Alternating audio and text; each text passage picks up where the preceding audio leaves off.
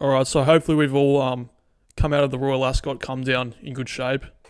Um, we're back again with Irish Derby weekend, obviously starting tonight. The first day you've got the Pretty Polly Stakes with a few Group 2 two-year-old races. And then on Sunday is the Irish Derby, of course. And then there's a few other sort of decent races on that day as well. So I'll talk about some of these races. We've got obviously the Epsom Oaks and Epsom Derby winners running this weekend. So yeah, it should be really interesting. So at the Curragh, it's meant to be good to firm. So it should be a pretty good track, hopefully no rain. So we'll start off in the Pretty Polly Stakes, 2,000 metres, fillies and mares. Thundering On is the favourite now. She has a massively beneficial weight allowance. Obviously, comes off that amazing Epsom Oaks win. She was dropped out the back, and Dylan Brown McMonagle just worked his way through and was essentially just flying at the 200 metre mark and won the race very impressively, and it was a very impressive visual. But she had the absolute run of the race. She didn't have to work very hard, and a lot of those fillies just could not stay at the end of the day. So I think visually it was very good. But she comes here, she's odds on. She's a 3-year-old, so she's against older, more seasoned, stronger mares like a Strange. And I think that's a really short price for her. I think they should have just gone straight to the Irish Oaks with her. And I think she's too short. And there's another horse that I fancy more than her in this race. Now it's not a Strange because the impression is that she's like a soft track sort of horse, even though she has produced good results on good ground, like that second to Kalpana at Ascot last year, and the second in the Yorkshire Oaks behind Mini Hawk. So I feel like that's a bit of a myth that she's just a wet track sort of horse, and she's going to have to go well on a good track here if she wants to win. But I don't know. I feel like she won all right at Carlisle first up, but it wasn't a very handsome race, I don't think. Although to be fair, Koidana, who was in behind her in that race, has won a listed race recently. So I'm just not too sure. I don't know how good she is, and I think she's more of a mile and a half horse. Dropping back to a mile and a quarter on good ground might be too much for her. That's my thinking behind Estrange. One looks an interesting horse because she's had some really good form over a mile and a quarter, especially last season. She was third in the Opera at Longchamp. She was more of a miler, but they tested her at a mile and a quarter, and I think her last start last season was in the fillies and mares at Ascot, which is a mile and a half, and obviously that was too far.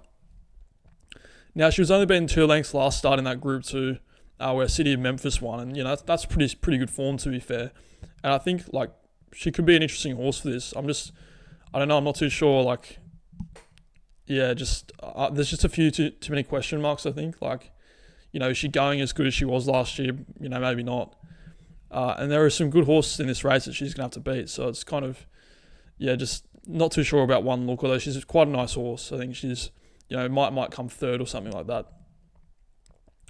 Now, Red Letter, this is a horse that really interests me. She's got really good form over a mile and a quarter. She seems to be more of a good firm ground sort of horse. And she's actually my bet in this race. I think 10-1 is a really interesting price. I thought she'd be more like 6-1. I thought maybe one look would be 10-1 and she'd be 6-1 type of thing. But yeah, she's a very consistent horse. Went to York last start, second behind See the Fire. And then last year, form behind Barnavaro, who went on to win the Group 1 in France, now runs in Australia.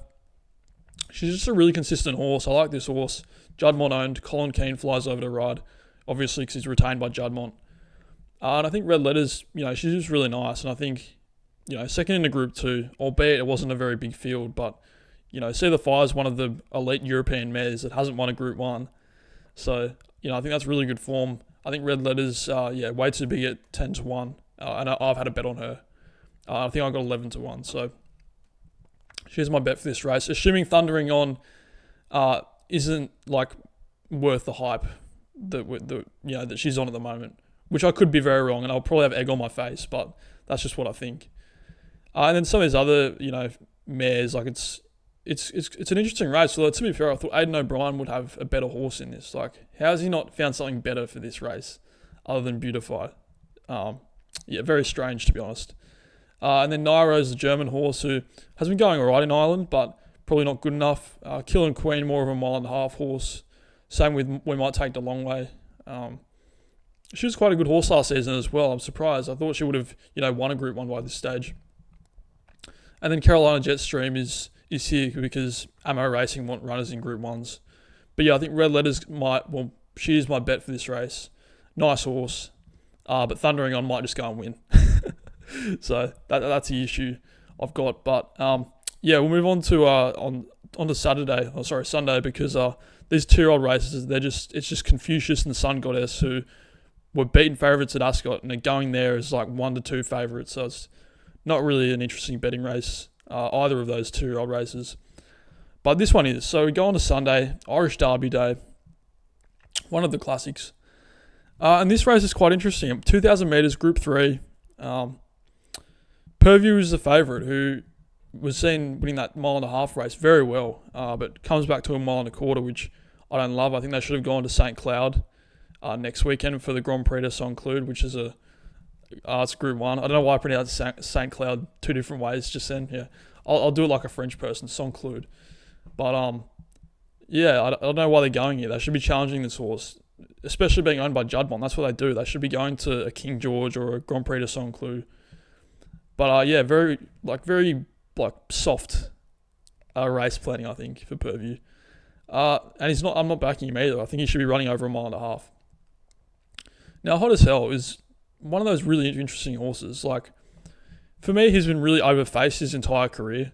Like, he was a really talented 3-year-old over 1 mile. I think he was a Guineas place. And he won that Group 1 as a 2-year-old, that Futurity Trophy. And then they run him in some seriously hard races as a 3-year-old. They ran him in an Eclipse Stakes, an Arc de Triomphe, just way out of his depth. And they sent him to America as well for a Saratoga Derby, I believe. And he got given a really terrible ride by Shane Foley. But, he's a pretty good jockey, Shane Foley. But it's just like the American way of racing. He just was not used to.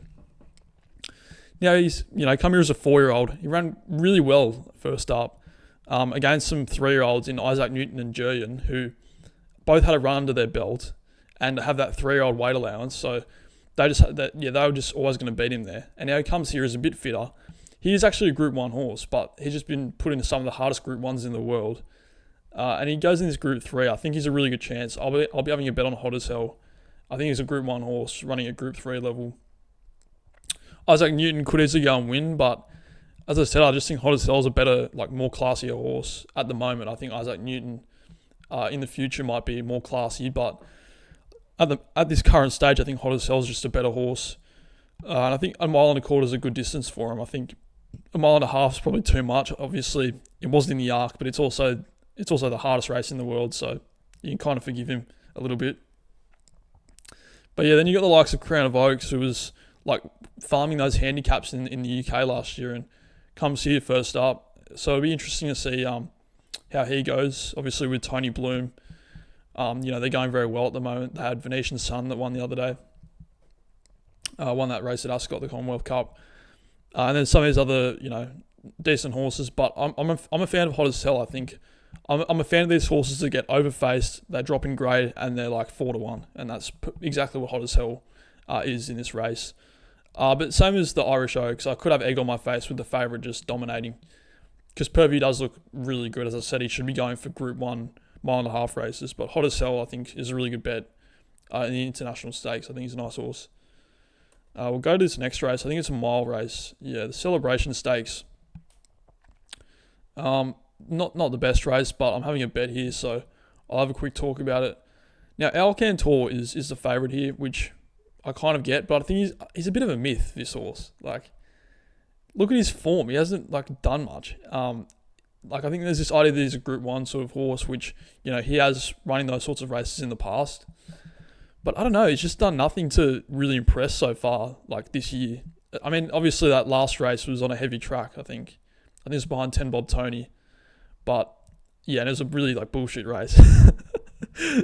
But, he comes here, I just can't have him, especially at that price. But, when I'm punting, I like these sort of progressive horses that maybe go from handicaps into listed level and, hold their own. And Tokenomics is that sort of horse, running a lot of Dundalk races, which is a bit yuck in terms of form, but has run well and listed at listed level in his last 2 races.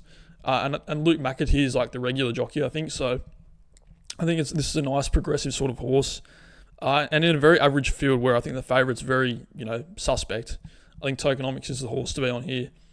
And then you got, horses like Coward of the County, who was an interesting 2-year-old. I think he was like favourite for a 2-year-old race at Ascot that year, but his career hasn't really gone in the most upwards trajectory. But yeah, Tokenomics will be my bet in the Celebration Stakes, based on the fact that I don't think Alcantor is all that. But yeah, we'll go on to the feature race of the whole weekend. It's a classic, the Irish Derby, 1.5 miles.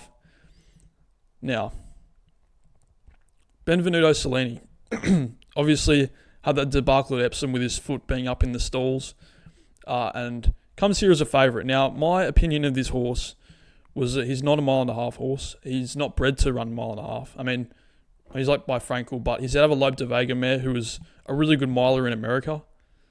So I just have this image of my head of this horse on absolute fumes over 1.5 miles.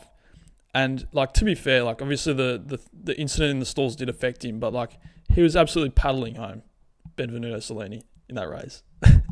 Even though it was a wet track and stuff, and he gets a good deck here, so I don't know. I feel like it's too short for this horse. I mean, obviously they're going to employ their, like that sort of race riding that Christophe Simeon's being investigated for. But yeah, I don't know. I thought Ryan Moore should have ridden Christmas Day. He won the Derby. He's going to stay like every inch of 1.5 miles. So yeah, I've put a pen through Benvenuto Cellini, although he might just be too good. But also my thinking is that if he's a 1.25 mile horse, that stable's division of 1.25 mile horses is already absolutely stacked with the likes of Constitution River, Hawk Mountain, and Montreal. Obviously the trifecta in the French Derby. So this horse has to run 1.5 miles. That's their thinking, and he's got to run here. I'm looking away from Benvenuto Cellini because I can see him on fumes. And now Rahib's an interesting one. I remember a while back I said that he'd win the King Edward at Ascot, which he absolutely would have won, I think. And I was kind of annoyed that they didn't go there with him, but I guess it just, goes to show how talented he is that he's running in an Irish Derby in his 3rd start. Now, he's very good, and he does give off, like, really good horse vibes, I think. But, looking at his form, he won that race at Sandown, which is a good race, but I really want to back a horse in this race that ran in the Epsom Derby, prove himself for over 1.5 miles. And especially on that day as well, when it was a really shit track and it was raining and, obviously the big occasion of it all, like, a really, really top horse, like, wins that day, I think. But in saying that, Christmas Day is now like a certified wet track specialist, so I can't be on him here. So as we keep going, I kind of narrowed it down to one horse, and that's James J Braddock, Joseph O'Brien, Dylan Brown McMonigal, owned by Kevin Blake. I'm sure everyone knows this. No knock on him. I'd be doing the same if I owned a Derby horse. But he won that Group 3, beat Pierre Bonnard 2 starts back on a good track, and then absolutely, massive performance in the Derby. I think he looked like he was a winner at a lot of stages in the home straight. So I think he's a really good horse, James J Braddock. He's by Zarak, and I think 1.5 miles on a good track is absolutely this horse's like bread and butter, I think.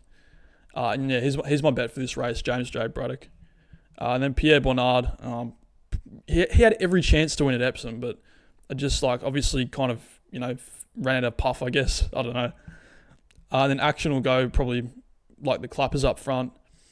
And then Shahan, I had a look at his form. I've seen way worse 80-1 shots, but yeah, it won't be good enough. And yeah, it's going to be a really interesting tactical affair, the Irish Derby. Obviously, I'm going to try and predict it. Action is going to go forward. Christmas Day will be behind him. And then I think Rahib might sit somewhere like up on the speed somewhere. And then Pierre Bonnard will be back a little bit. Then Benvenuto Cellini, Pierre Bonnard. James J Braddock and Pierre will be next to each other, I think. And then, I think Shahan will be back somewhere. And then I think Bunyola Bay will be forward somewhere. That's what I think. But yeah, it should be a really interesting race. I'm actually a bit torn because I think Benvenuto Cellini, if he runs 1.5 miles, he's just going to win. But then you got the likes of Rahib, who does look like a world beater. No, I'm just going to stick with James J Braddock. This is the first time I've been a bit torn on a race. Yeah, I think James J Braddock wins this. And yeah, that's about it. Obviously, it was a really good week at Ascot last week. For me, punting wise, I was up. I'm up on Ascot every year, so it was good to continue that sort of form. And yeah, it was some amazing races. What about Trawlerman? That was incredible. Trawlerman and Scandinavia, that was unreal. Ombudsman, Venetian Sun scraping by in the Commonwealth Cup, and then obviously Bo Echo winning. It was just amazing, and that finish in the that sprint on the last day with Jolly Star, Tono Rev, Almorak winning. That was just fucking unreal. But yeah, if you like this sort of content, like and subscribe. Follow me on Twitter, and I'll see you later.